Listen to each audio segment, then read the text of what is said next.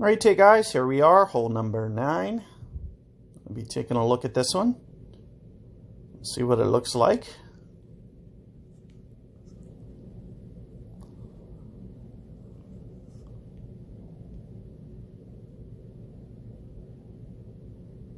So, biggest thing for this one is just going to be taking care of business and getting that eagle.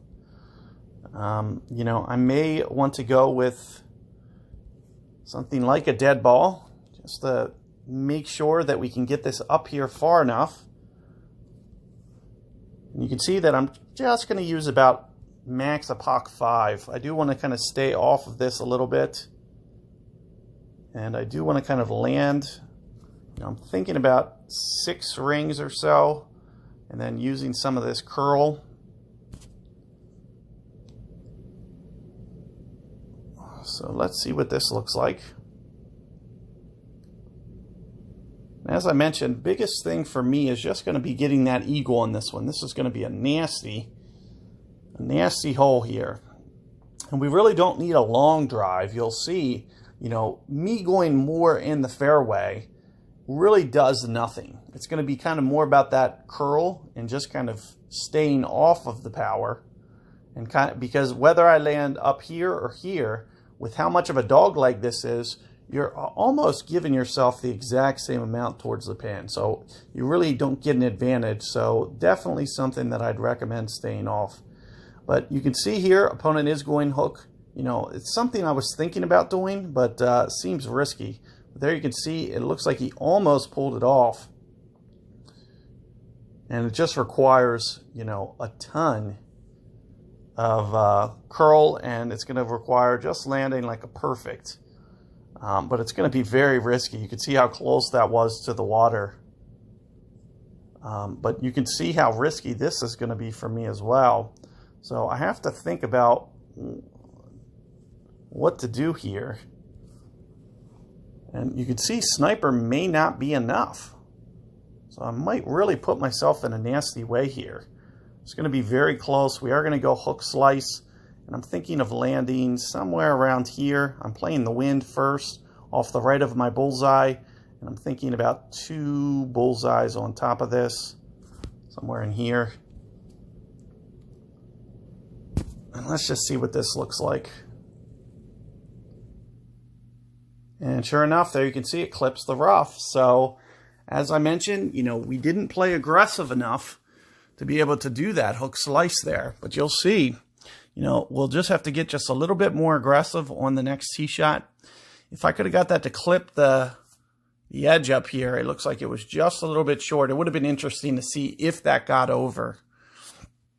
But I knew it was going to be close to, you know, not landing there, especially since it was a little bit into the wind, which means that we need to get that ball just a little bit more to the right. We need to play just a little bit more curl there to get it just a little bit longer off the tee to where that's far enough.